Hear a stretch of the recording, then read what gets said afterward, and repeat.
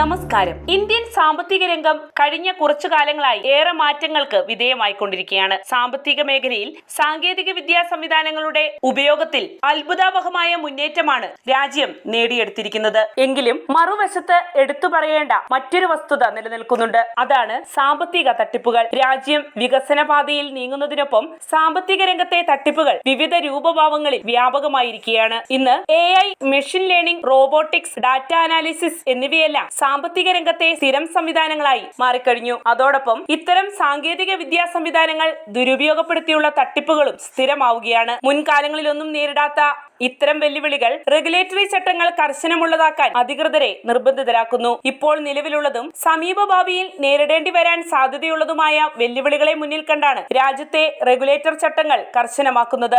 മാത്രവുമല്ല, നിലവിലെ പരിസ്ഥിതി, കമ്പനികളുടെ നടത്തിപ്പ്, സുസ്ഥിരത എന്നിവ മുന്നിൽ കണ്ടുള്ള പുതിയ നീക്കങ്ങളും സാമ്പത്തിക രംഗത്ത് വരാൻ പോകുന്നുണ്ട്. അതോടൊപ്പം രാജ്യത്തെ ബാങ്കിംഗ് മേഖല കൂടുതൽ ശക്തമാക്കാനുള്ള ചുവടുവയ്പ്പുകളും നടത്തും. നിലവിലെ പരിസ്ഥിതി സാഹചര്യങ്ങൾ മുൻനിർത്തി ഗ്രീൻ ബോണ്ട്, ഗ്രീൻ ഡെപ്പോസിറ്റ് പോലുള്ള പുതു സാമ്പത്തിക ആശയങ്ങളും വരും ഭാവിയിൽ യാഥാർത്ഥ്യമാക്കും. ഈ അടുത്ത കാലത്ത് സാമ്പത്തിക രംഗത്തുണ്ടായ സുപ്രധാനമായ മാറ്റമാണ് ഡിജിറ്റൽ രൂപാന്തരീകരണം അഥവാ ഡിജിറ്റലൈസേഷൻ. കുറഞ്ഞ ചെലവിൽ സാമ്പത്തിക സേവനങ്ങൾ കോടിക്കണക്കിന് ആളുകളിലേക്ക് വ്യാപകമാക്കാൻ ഡിജിറ്റലൈസേഷൻ ഏറെ സഹായിക്കുന്നു. സ്മാർട്ട് ഫോണുകളുടെ വരവോടെ ഗ്രാമീണ ജനത പോലും ഈ സംവിധാനങ്ങളുടെ സേവനം പ്രയോജനപ്പെടുത്തി വരുന്നുണ്ട്. ഫിൻടെക് ഇന്നവേഷനുകൾ അഥവാ സാമ്പത്തിക രംഗത്ത് ടെക്നോളജി ഉപയോഗപ്പെടുത്തുന്ന സമ്പ്രദായം ഈ രംഗത്ത് നിരന്തര മാറ്റങ്ങൾക്ക് വിധേയമാക്കുന്നുണ്ട്. Digital wallet, unified payment interface അഥവാ UPI എന്നീ സംവിധാനങ്ങൾ കൊണ്ടുവന്ന മാറ്റങ്ങൾ എടുത്തു പറയേണ്ടത് തന്നെയാണ്. അതുപോലെ തന്നെ ബ്ലോക്ക് ചെയിൻ ആപ്ലിക്കേഷനുകൾ സാമ്പത്തിക ഇടപാടുകൾ വേഗത്തിലും കാര്യക്ഷമമാക്കാനും ഏറെ സഹായകമാകുന്നു. വരും ഭാവിയിൽ നിലവിലുള്ളതിനേക്കാൾ കൂടുതൽ മുന്നേറ്റങ്ങൾ സാമ്പത്തിക രംഗത്ത് നടപ്പിലാക്കാനാണ് ഇന്ത്യ ചുവടുവെക്കുന്നത്.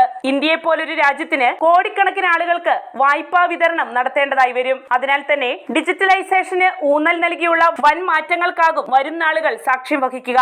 അതേ തുടർന്ന് വരും ഭാവിയിൽ ഫിൻടെക് ഇന്നവേഷനുകൾ ഇന്നത്തേക്കാൾ ഏറെ പ്രചാരം നേടുകയും ചെയ്യും. ഫിൻടെക് ഇന്നവേഷനുകൾ വ്യാപകമായതോടെ ബാങ്കുകളിൽ പോയി നേരിട്ട് ഇടപാടുകൾ നടത്തുന്നവർ വളരെ വിരളമാണ്. അതുപോലെ ATMകളിൽ നിന്നും പണമിടപാടുകൾ നടത്തുന്നവരുടെ എണ്ണവും കുറഞ്ഞു വരികയാണ്. നിലവിലെ ഈ സ്ഥിതിയിൽ രാജ്യത്തെ പ്രമുഖ സ്വകാര്യ ബാങ്കുകൾ പോലും ATMകളുടെ എണ്ണം കുറയ്ക്കാനുള്ള നീക്കത്തിലാണ്. പുതു ടെക്നോളജികളാൽ ആകർഷണീയരാകുന്ന യുവതലമുറയ്ക്കായി പതിറ്റാണ്ടുകളുടെ പാരമ്പര്യമുള്ള ബാങ്കുകൾ പോലും ഫിൻടെക് സമ്പ്രദായങ്ങളെയാണ് കൂട്ടുപിടിക്കുന്നത്. അതിനാൽ തന്നെ ഇനിയും ഫിൻടെക്കുകളുടെയും ഒപ്പം നിയോ ബാങ്കുകളുടെയും പ്രസക്തി വർദ്ധിക്കും. രാജ്യത്തെ ഫിൻടെക് ഇൻഡസ്ട്രി 2025ഓടെ $150 ബില്യൺ എത്തുമെന്നാണ് വിദഗ്ധരുടെ അഭിപ്രായം. കേന്ദ്ര സർക്കാരിന്റെ ഡിജിറ്റൽ ഇന്ത്യ പദ്ധതികൾ, reserve bank of India fintech, neo banking രംഗത്ത് പുതുനീക്കങ്ങൾ നടത്തുന്നതും ഡിജിറ്റൽ ഇൻഫ്രാസ്ട്രക്ചർ രംഗത്തുണ്ടായിരിക്കുന്ന മുന്നേറ്റവും ഇതിന് കൂടുതൽ സാധ്യതകൾ തുറക്കുന്നു. സ്മാർട്ട് ഫോൺ ഉപഭോക്താക്കളുടെ എണ്ണം നാൾക്കുനാൾ വർദ്ധിക്കുന്നതോടെ ഇന്റർനെറ്റും ഫിൻടെക്, നിയോ ബാങ്ക് എന്നിവയുടെ വളർച്ചയും വേഗത്തിലാകും. രാജ്യത്തെ വായ്പാ വിതരണ സംവിധാനത്തിലും പുത്തൻ സമ്പ്രദായങ്ങൾ കൊണ്ടുവരാനുള്ള നീക്കങ്ങളും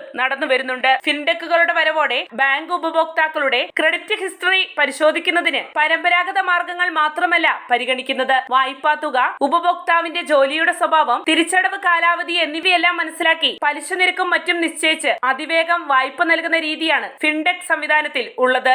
ഇത്തരം സാങ്കേതിക രംഗത്തെ മുന്നേറ്റങ്ങൾക്കൊപ്പം രാജ്യത്തെ റെഗുലേറ്റർ ചട്ടങ്ങളും കർശനമാകും.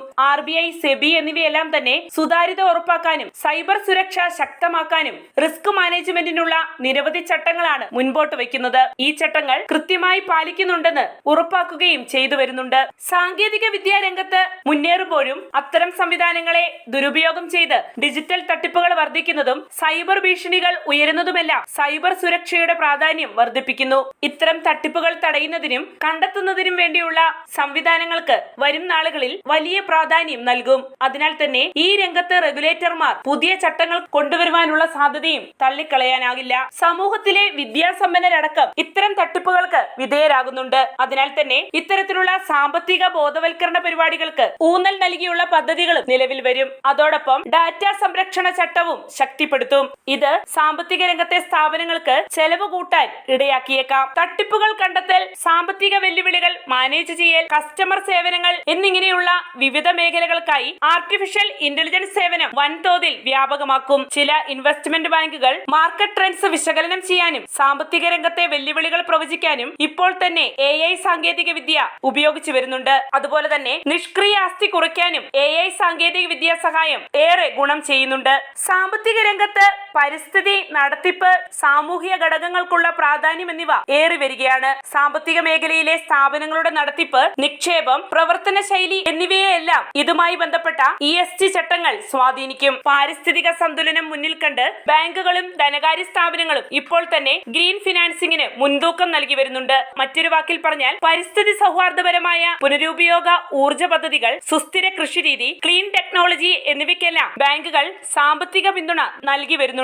ഇത്തരം പ്രവർത്തനങ്ങൾ വരും ഭാവിയിൽ ഗ്രീൻ ബോണ്ട്, ഗ്രീൻ ലോൺ, സുസ്ഥിരത ഉറപ്പാക്കുന്ന പദ്ധതികൾക്കുള്ള വായ്പ എന്നിവയ്ക്ക് വഴിമാറും. ധനകാര്യ സ്ഥാപനങ്ങളുടെ സാമൂഹ്യ പ്രതിബദ്ധതയോടെയുള്ള പ്രവർത്തനങ്ങൾക്കും പ്രാധാന്യമേറും. ഇത് പൊതുസമൂഹത്തിനേറെ ഗുണം ചെയ്യും. അതുപോലെ തന്നെ ഇത്തരം സ്ഥാപനങ്ങളുടെ നടത്തിപ്പ് കൂടുതൽ കുറ്റമറ്റ രീതിയിലാക്കാനുള്ള നടപടികളും സാധ്യമാക്കും. അതിനായി ഈ മേഖലയിലെ ഡയറക്ടർ ബോർഡുകൾ എൻവയോൺമെന്റൽ, സോഷ്യൽ ഗവേണൻസ് അഥവാ ESGക്ക് കൂടുതൽ പ്രാധാന്യം നൽകും. മാത്രവുമല്ല, ലാഭം നേടാൻ ഏതു മാർഗവും പിന്തുടരാം എന്ന രീതി ശക്തമായി നിയന്ത്രിക്കപ്പെടും. ഈ വിധത്തിലെല്ലാം വരും ഭാവിയിൽ സാമ്പത്തിക രംഗത്ത് വരാനിരിക്കുന്ന സമൂല മാറ്റങ്ങൾ ഇന്ത്യയെ ഒരു വലിയ ഗ്രാമമാക്കി പരിണമിപ്പിക്കും. രാജ്യത്തെ നിർധനരായ ആളുകൾ പോലും സാമ്പത്തിക സമ്പ്രദായത്തിന്റെ ഭാഗമായതിൽ പ്രധാനമന്ത്രി ജൻധൻ അക്കൗണ്ടുകൾ വഹിച്ച പങ്ക് വളരെ വലുതാണ്. ഇത്തരം പദ്ധതികളിലൂടെ സാമ്പത്തിക സേവനങ്ങൾ, പ്രത്യേകിച്ച് വായ്പകൾ കൂടുതൽ പ്രചാരത്തിലാവേണ്ടതായുണ്ട്. ഇതിനായി ബാങ്കുകളും മറ്റു ധനകാര്യ സ്ഥാപനങ്ങളും ഫിൻടെക്, നിയോബാങ്ക് സംവിധാനങ്ങൾ സജ്ജീകരിച്ച് വരും ഭാവിയിൽ മുന്നോട്ടിറങ്ങുമെന്ന സൂചനകളാണ് പുറത്തുവരുന്നത്. ഇന്ത്യയുടെ വൈവിധ്യമാർന്ന വിപണി വിശാലത വരും നാളുകളിൽ പുത്തൻ ബിസിനസ് ആശയങ്ങൾ ഉയർന്നു വരാനും സാങ്കേതിക വിദ്യകൾ പ്രചാരത്തിലാകാനും ഗുണം ചെയ്യും. അങ്ങനെ സാമ്പത്തിക സാക്ഷരതാ രംഗത്ത് രാജ്യത്തിന്റെ പേര് ആഗോളതലത്തിൽ ശ്രദ്ധ നേടുകയും ചെയ്യും. വാർത്തയുടെ നിറം തേടി തനിനിറം.